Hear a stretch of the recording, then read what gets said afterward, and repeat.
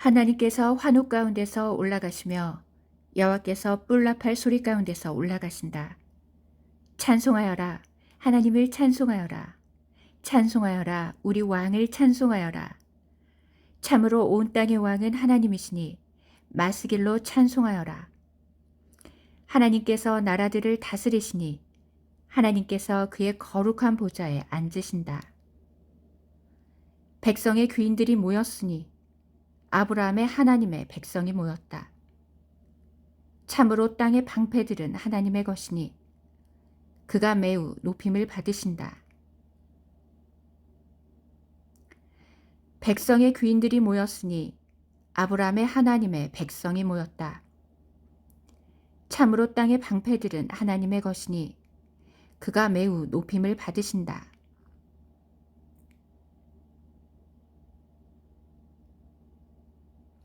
할렐루야. 방금 읽어드린 말씀은 시편 47편 말씀입니다. 그런데 놀랍게도 이 시편 47편 말씀이 휴거에 관한 말씀이라고 깨닫게 해주셨습니다. 그래서 잠깐 이 부분에 대해서 전해드리겠습니다. 제가 읽어드린 말씀은 히브리어, 헬라어 직역 성경이기 때문에 개역 개정과는 약간의 차이가 있습니다. 시편 47장 6절부터 제가 읽어드렸는데 그러면 그 말씀부터 함께 보시겠습니다. 하나님께서 환호 가운데에서 올라가시며 여호와께서 뿔납할 소리 가운데서 올라가신다. 조금 전 말씀을 보면 하나님께서 환호 가운데서 올라가신다고 쓰여 있습니다. 그런데 환호 가운데서 올라가시는 이 하나님은 바로 예수와 하나님을 가리킨다는 것입니다. 그리고 여호와께서 뿔납할 소리 가운데서 올라가신다라고 쓰여 있습니다. 그리고 뿔납할 소리 가운데서 올라가시는 이 여호와 하나님도 바로 예수와 하나님을 뜻한다는 것입니다.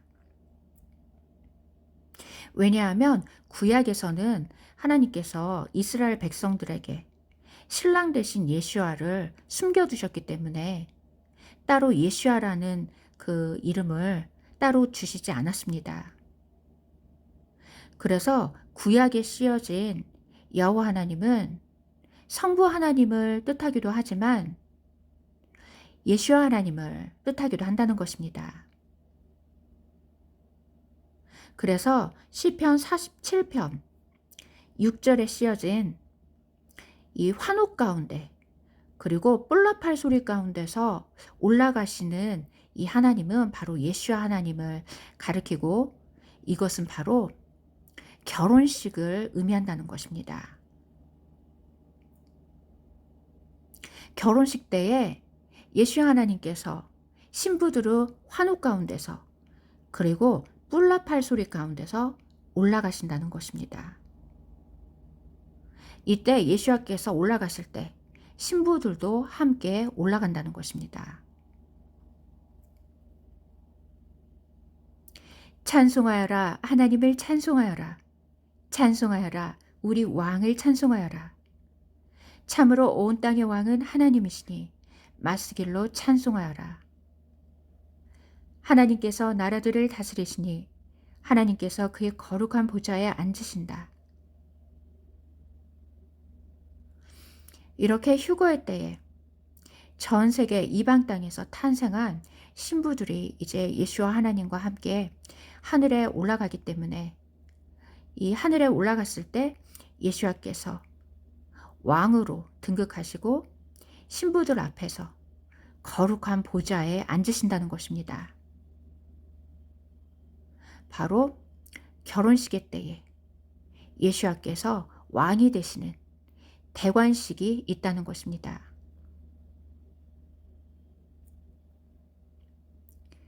백성의 귀인들이 모였으니 아브라함의 하나님의 백성이 모였다. 백성의 귀인들이 모였으니 아브라함의 하나님의 백성이 모였다.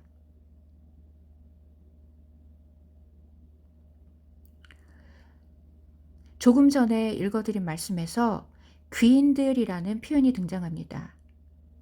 그런데 귀인들이라는 것은 귀한 사람을 의미합니다. 귀인들이라는 것은 귀한 사람을 뜻하는데 바로 이것은 신부들을 의미한다는 것입니다. 왜냐하면 신부들은 하나님께서 보실 때에 보석처럼 귀한 사람들이라는 것입니다. 그리고 이 귀인이라는 단어가 아가서에서도 등장합니다. 아가서에서 신부가 자신의 신랑이 자신이 모르는 사이에, 자신이 미처 깨닫지 못한 사이에 자신을 귀인들이 타는 마차 가운데 두셨다라고 고백합니다. 아가서에서 신부가 자신이 미처 깨닫지 못한 사이에, 아주 눈 깜짝할 사이에 자신의 신랑이 자신을 귀인들이 타는 마차 가운데 두셨다라고 그렇게 노래하는데, 이 말씀은 바로 귀인들이 타는 마차라는 것은 귀한 신부들이 타는 마차에 신부를 눈 깜짝할 사이에 두시고 그 마차에 태우시고 하늘로 데려가신다는 것입니다. 왜냐하면 그 말씀 뒤에 사람들이 신부에게 돌아오라고 간청하는 내용이 씌어 있기 때문입니다. 사람들이 신부에게 돌아오라고 간청하는 이유는 신부가 귀인들이 타는 마차를 타고서 어디론가 사라져 버렸기 때문입니다. 바로 신부가 귀인들이 타는 마차를 타고 하늘로 휴거되어 사라진 것입니다. 그래서 이 귀인들이라는 것은 바로 귀한 신부들을 의미한다는 것입니다.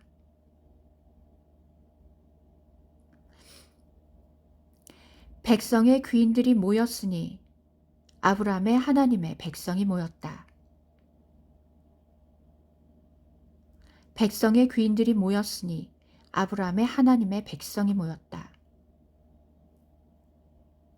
그런데 조금 전에 읽어드린 말씀에 너무나도 놀라운 뜻이 들어있었습니다.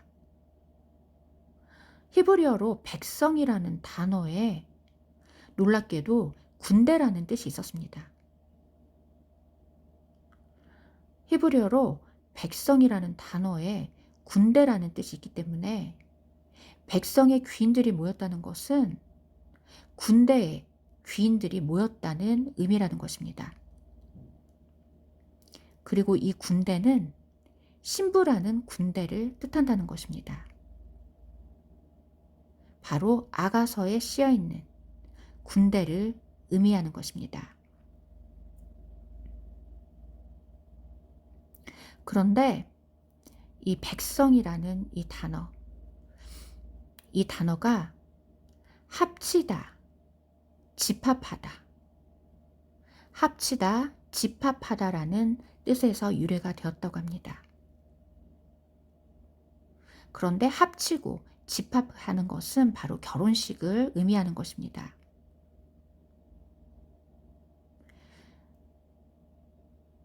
예수님께서 오실 때 하늘 이 끝에서 저 끝까지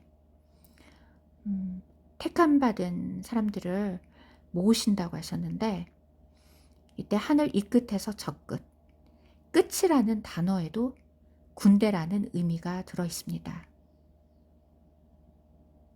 그래서 예수님께서 오실 때 하늘 이 끝에서 저 끝에서 선택받은 자들을 모으시는 것은 끝이라는 단어에 군대라는 의미가 있기 때문에 이 땅에서 탄생한 하나님의 군대들을 모으신다는 것입니다. 그런데 놀랍게도 시편 47편에 등장하는 이 백성이라는 단어에도 군대라는 뜻이 있었습니다. 바로 아가서에 씌어진 군대, 신부라는 군대가 모였다는 것입니다. 아브라함의 하나님의 백성이 모였다.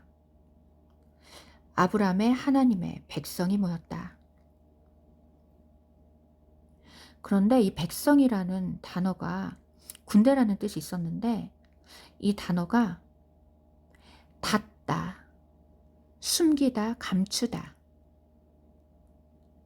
닫다, 숨기다, 감추다라는 뜻에서 유래가 되었다고 합니다. 그런데 닫는다는 것은 문을 닫는다는 뜻이고 숨기고 감추다는 것은 신부들을 감추시는 사건, 바로 휴거를 의미하는 것입니다. 그래서 군대라는 의미를 가진 이 백성이라는 단어가 휴거의 의미를 가지고 있다는 것입니다. 백성이라는 단어에 군대라는 뜻이 있었는데 이 단어에 휴거의 의미가 들어 있었습니다.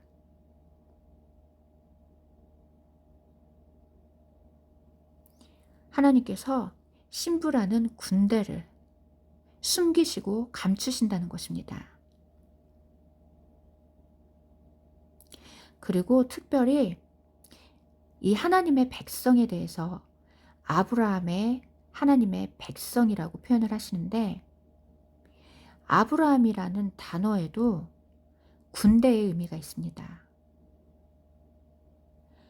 아브라함이라는 단어에 군대의 의미가 있는 이유는 히브리어로 아브라함이 무리의 아버지라는 뜻이 있습니다. 무리의 아버지라는 뜻이 아브라함에 있는데 놀랍게도 무리라는 히브리어 단어에 군대라는 뜻이 들어 있습니다. 그래서 무리는 바로 군대를 뜻한다는 것입니다. 그래서 아브라함은 무리의 아버지, 바로 군대의 아버지를 뜻한다는 것입니다. 아브라함이 무리의 아버지, 군대의 아버지를 뜻하기 때문에 아브라함의 하나님의 백성이라는 것은 바로 이 아브라함의 하나님의 백성은 바로 군대를 뜻한다는 것입니다. 그리고 놀라운 것은 하나님의 백성에서 백성이라는 단어에도 군대의 뜻이 들어 있었습니다. 그래서 하나님의 백성이라는 것은 하나님의 군대를 뜻하는 것입니다. 하나님의 군대가 지금 하나님 앞에 모였다는 것입니다. 9절 말씀을 보면 하나님께서 나라들을 다스리시니 하나님께서 그의 거룩한 보좌에 앉으신다.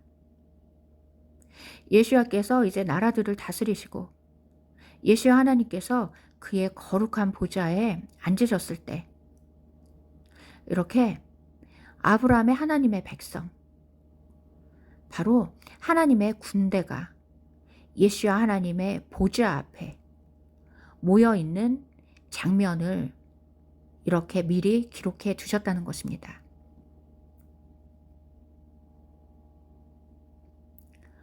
그래서 하나님의 백성이라는 이 단어가 하나님의 군대를 뜻하는 단어였습니다.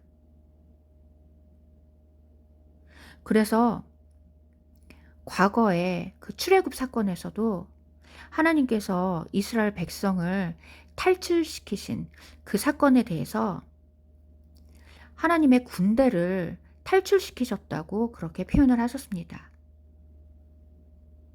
왜냐하면 백성이라는 단어에 군대의 의미가 있기 때문입니다. 그래서 예전에 제가 한 2, 3년 전에 출애굽기 말씀을 읽을 때 왜 이스라엘을 탈출시키신 거에 대해서 하나님께서 하나님의 군대를 출애굽시키셨다고 그렇게 표현을 하셨을까? 왜 하나님의 백성을 군대라고 표현을 하셨을까? 이 부분이 참 이해가 되지 않았는데, 놀랍게도 히브리어로 백성이라는 단어에 군대라는 뜻이 있었습니다. 그래서 과거에 하나님께서 하나님의 백성을 탈출시키신 사건은 마지막 때에 하나님의 군대를 탈출시키는 휴거를 예표한다는 것입니다.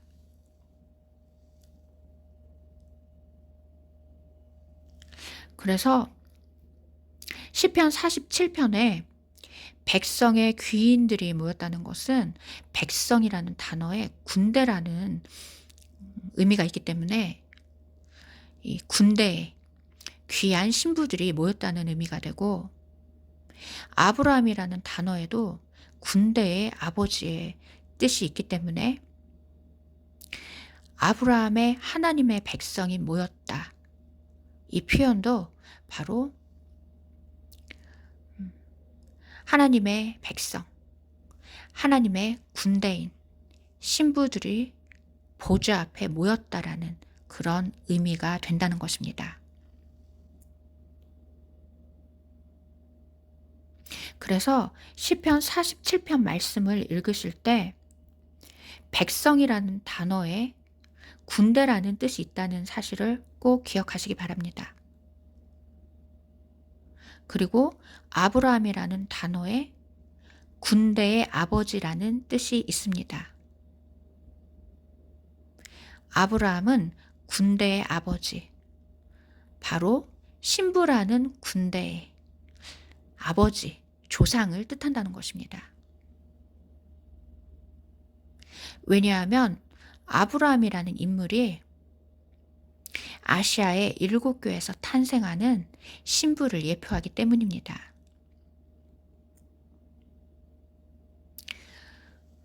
아브라함의 고향이 소아시아였는데, 놀랍게도 소아시아에 아시아의 7교회가 세워지게 됩니다. 아브라함이 살았던 아브라함의 고향에 아시아의 7교회가 세워지게 되는 것입니다. 그래서 아브라함은 마지막 때에 탄생하는 아시아의 7교회와 같은 신부들을 예표한다는 것입니다.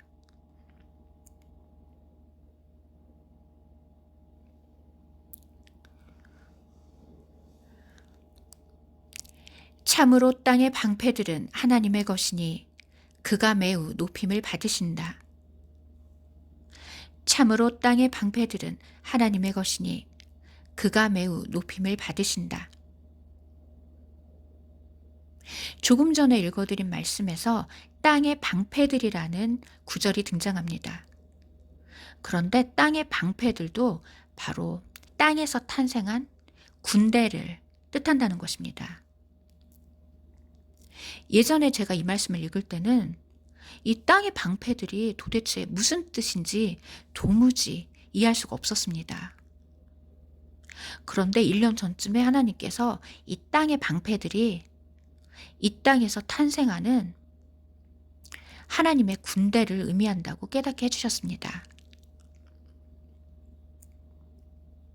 왜냐하면 아가서에서도 신부에 대해서 표현을 할 때 신부의 목에 1000개의 방패가 걸려 있다라고 말씀을 하시기 때문입니다.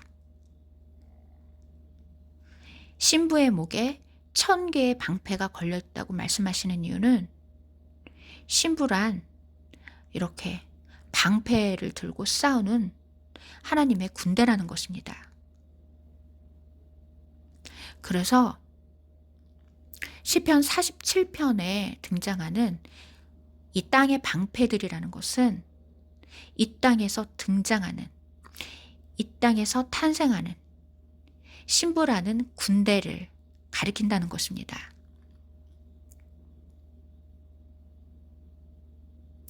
그리고 땅의 방패들을 하나님의 것이라고 말씀하시는데, 왜냐하면 신부란 하나님의 것으로 이미 쳐졌기 때문에 신부들이란 이 땅에서 탄생하는 군대이자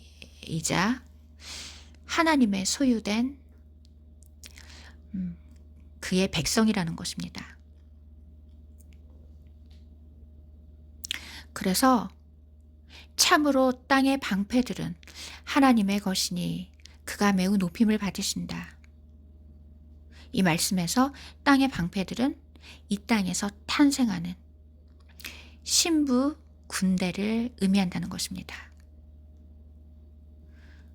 그리고 이 땅에서 탄생하는 신부라는 군대는 바로 하나님의 것, 하나님의 소유라는 것입니다. 할렐루야. 너무나도 놀랍고도 놀라우신 우리 하나님의 말씀을 찬양합니다. 하나님의 말씀이신 우리 예수님께 감사와 찬양과 존귀와 영광을 올려드립니다. 그리고 너무나도 놀랍게도 이와 관련된 말씀이 창세기 12장에도 쓰여 있습니다. 창세기 12장에 쓰여진 말씀이 휴거에 관한 말씀이라고 계속 전해드렸는데, 창세기 12장에 아브라함이 하란 땅에서 나와서 가나안으로 들어가는 내용이 쓰여 있습니다. 그런데 놀랍게도 이 말씀이 바로 신부라는 군대가 하란 땅과 같은 이 땅을 탈출해서 가나안 성으로 올라가는 내용이라고 깨닫게 해주셨습니다. 그러면 이 부분에 대해서 나누시겠습니다.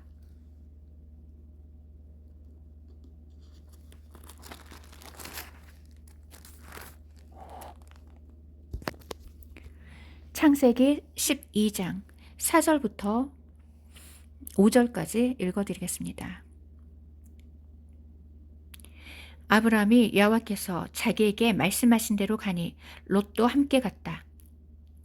아브라함이 하란으로부터 나갈 때 75세였다. 아브라함이 여호와께서 자기에게 말씀하신 대로 가니 롯도 함께 갔다. 아브라함이 하란으로부터 나갈 때 75세였다.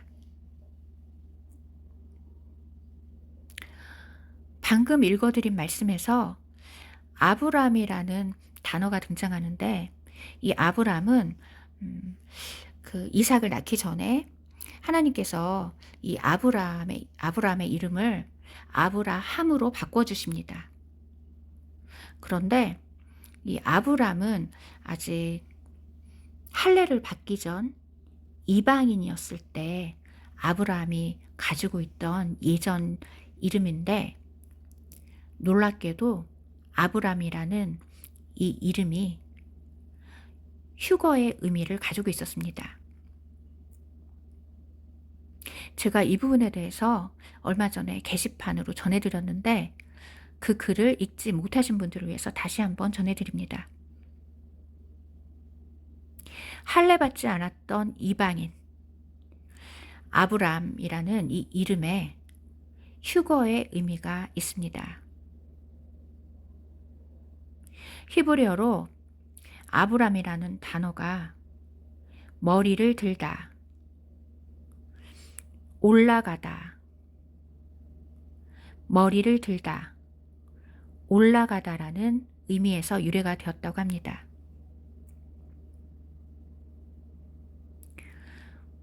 그런데 머리를 들다, 올라가다라는 표현은 휴거를 의미하는 것입니다. 왜냐하면 예수님께서 오실 때 우리가 이제 하늘로 올라가게 되기 때문입니다. 이 아브람이라는 단어에 머리를 들다라는 이러한 의미가 들어있었는데, 이 사실이 너무나도 놀라운 것은 예수님께서 오실 때에 어떠한 하늘에서 징조를 예수님께서 말씀해 주시고, 이러한 하늘에서의 징조와 그리고 바다에서 어떤 쓰나미와 같은 그러한 전조 현상이 일어날 때 너희는 일어나 머리를 들라고 말씀하셨습니다. 예수님께서 오시는 징조가 이렇게 하늘과 바다에서 나타날 때 일어나 머리를 들라, 머리를 들라라고 말씀하셨는데, 놀랍게도 머리를 든다라는 이 표현이 아브라함과 관련이 있었습니다.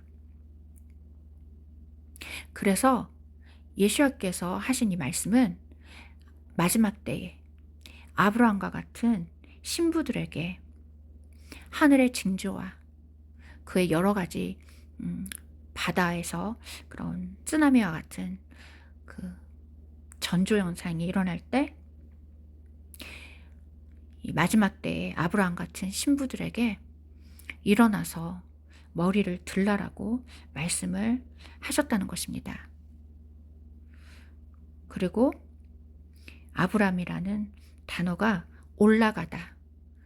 올라가다라는 뜻에서 유래가 되었기 때문에 이것은 바로 휴거 신부를 의미한다는 것입니다.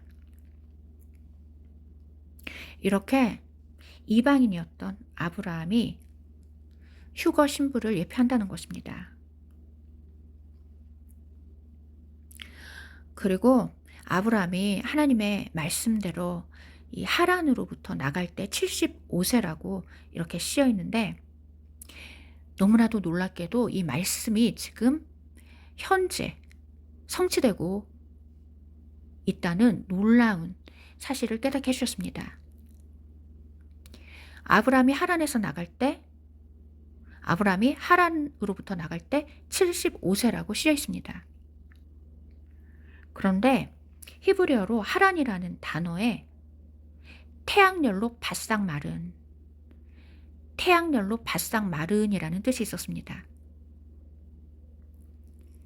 그런데 태양열로 바싹 말랐다는 의미를 가진 이 하란이 지금 전 세계에서 성취가 되고 있다는 소식을 우리가 뉴스를 통해서 지금 듣고 있습니다. 지금 전 세계가 마치 하란 땅과 같이 태양열로 바싹 말라서 지금 2, 3일 전에 뉴스를 통해서 중국 지표면의 온도가 75도까지 올라갔다는 뉴스를 보게 되었습니다. 지금 전 세계가 마치 아브라함이 탈출을 했던 하란 땅처럼 태양열로 바싹 말라서 중국 같은 경우에는 지표면의 온도가 75도까지 올라갔다는 것입니다. 그런데 놀랍게도 아브라함이 태양열로 바싹 마른 하란 땅을 탈출할 때 75세였습니다. 75. 그런데 지금 중국의 지표면의 온도가 얼마 전에 75도까지 올라갔다는 것입니다. 이 75라는 수는 태양열로 바싹 마른 하란 땅을 탈출할 때 아브라함의 나이를 가리킵니다. 그래서 지금 전 세계가 마치 하란처럼 태양열로 바싹 말라서 중국 지표면의 온도가 75도까지 올랐다는 이 뉴스는 바로 창세기에 쓰여진 이 말씀을 의미한다는 것입니다. 왜냐하면 히브리어로 하란이라는 뜻이 태양열로 바싹 마른이라는 뜻이 있었습니다. 그리고 75라는 것은 이 태양열로 바싹 마른 하란 땅을 탈출할 때 아브라함의 나이였습니다. 그런데 이 말씀이 지금 전 세계에서 성취가 되고 있는 것입니다. 마치 아브라함이 태양열로 바싹 마른 하란 땅을 탈출했을 때 그의 나이가 75세였다고 쓰여 있는데, 지금 전 세계가 하란 땅처럼 태양열로 바싹 말라가고 있고, 지금 얼마 전 중국 지표면의 온도가 75도까지 올라갔다는 것입니다. 지금 뉴스를 통해서 우리가 전 세계가 지금 하란 땅으로 변해가고 있고, 그리고 중국 관련 뉴스에서는 아브라함이 하란 땅을 탈출했던 75라는 수가 등장했습니다. 이것은 바로 75세 된 아브라함이 태양열로 바싹 마른 이 하란 땅과 같은 지구를 곧 탈출하게 된다는 것입니다. 그리고 아브라함의 의미에 휴거의 뜻이 있기 때문에 이제 휴거 신부들이 하란 땅과 같이 태양열로 바싹 마른 이 땅을 곧 탈출하게 된다는 것입니다.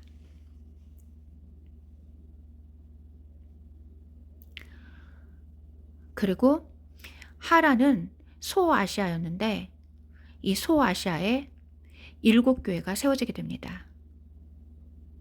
그래서 7교회가 세워졌던 이제 나중에 훗날에 7교회가 세워지게 되는 이 소아시아에 살았던 아브라함은 바로 마지막 때의 7교회 같은 이방교회에서 탄생하는 휴거 신부들을 예표한다는 것입니다.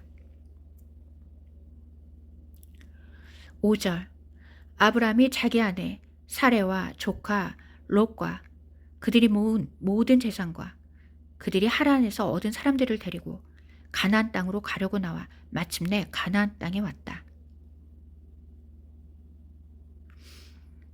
아브라함이 자기 아내 사레와 조카 롯, 그리고 그들이 모은 재산, 그리고 그들이 하란에서 얻은 사람들을 데리고 가나안 땅으로 들어가는 내용이 쓰여 있습니다. 그런데 놀랍게도 이 말씀에 등장하는 단어들이 모두 휴거와 휴거 신부들을 뜻하고 있었습니다. 먼저 아브라함이라는 단어에는 머리를 들다, 올라가다라는 휴거 신부의 의미가 있습니다. 그리고 아브라함의 아내였던 사레의 또 놀랍게도 예수와의 의미가 있었고, 또한 예수와의 신부의 의미가 있었습니다. 이 사레라는 단어가 지도자, 통치자라는 단어에서 유래가 되었다고 합니다. 지도자, 통치자. 바로 예수와를 상징하는 것입니다. 그런데 더욱 놀라운 것은 이 단어에 군대 대장이라는 뜻이 있다는 것입니다. 군대 대장. 바로 사레라는 단어에 군대의 의미가 있는 것입니다. 그리고 이 사레라는 이 단어에 만왕의 왕이라는 그러한 표현이 또 관련이 되어 있었고, 또한 제사장들이라는 의미도 있었습니다. 제사장들. 그래서 이 사레라는 이 단어가 예수와의 신부들을 뜻하는 단어에서 유래가 되었다는 것입니다.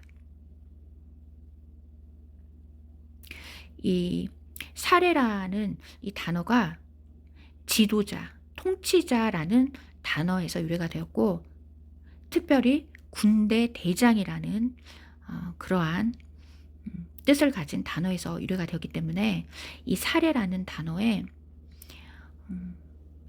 지도자와 통치자가 되시는 예수와라는 의미가 있고, 또한 군대 대장이 되시는 예수와라는 의미가 들어있다는 것입니다. 사레라는 단어에 군대의 의미가 들어있었습니다. 그리고 이 사레라는 단어가 제사장들이라는 이러한 의미도 들어 있었는데 이 제사장들은 바로 신부들을 의미한다는 것입니다. 왜냐하면 하나님께서 음 베드로를 통해서 우리는 하나님의 선택받은 백성이고 거룩한 나라, 그의 거룩한 제사장들이라고 그렇게 표현을 하시기 때문입니다. 그래서 이 사례가 바로 지도자 되시고 통치자 되시고 군대 대장이 되시는 예수야와, 그리고 그의 신부들을 의미하는 그런 단어였습니다. 그리고 조카라는 단어에, 조카롯에서 조카라는 단어에 군사라는 의미가 있습니다. 군사. 그리고 이방인이라는 뜻도 있기 때문에 이 조카라는 단어에 이방인 군사, 이방인 군사, 바로 신부라는 군대의 의미가 있다는 것입니다. 그리고 놀랍게도 이 조카 룻에서 룻이라는 단어에 휴거의 의미가 들어있었습니다. 룻이라는 단어가 덮다, 가리다, 숨기다, 덮다, 가리다, 숨기다라는 뜻에서 유래가 되었다는 것입니다. 그래서 조카 룻은 바로 이방인 군대, 신부를 예표한다는 것입니다. 왜냐하면 조카라는 히브리어 단어가 종을 의미하는 단어였는데, 이 종을 뜻하는 단어에 이방인, 군사라는 뜻이 있기 때문입니다. 그래서 조카라는 단어에는 종이라는 뜻이 있고 이방인, 군사라는 의미가 있습니다. 조카라는 단어에 종이라는 뜻이 있고 이방인, 군사의 의미가 들어 있습니다. 그리고 룻이라는 단어는 가리다, 숨기다, 가리다, 숨기다라는 휴거의 의미가 들어 있습니다. 그리고 아브라함이 자기 아내 사레와 조카 룻과 그리고 모든 재산을 가지고 나왔다고 하는데, 이 재산이라는 단어에 놀랍게도 군대라는 뜻이 들어 있었습니다. 재산이라는 히브리어에 군대라는 뜻이 들어 있었습니다. 그래서 아브라함이 자기 아내 사라와 조카 룻과 모든 재산을 가지고 나왔다는 것은, 이 사라라는 이 단어도 군대 대장이라는 그러한 의미에서 유래가 되었고, 조카 룻에서 조카라는 단어에도 이방인 군사의 의미가 있기 때문에 이것은 바로 이방 땅에서 탄생한 군대가 이 하란 땅과 같은 태양열로 바싹 마른 이 땅을 탈출하는 내용이라는 것입니다.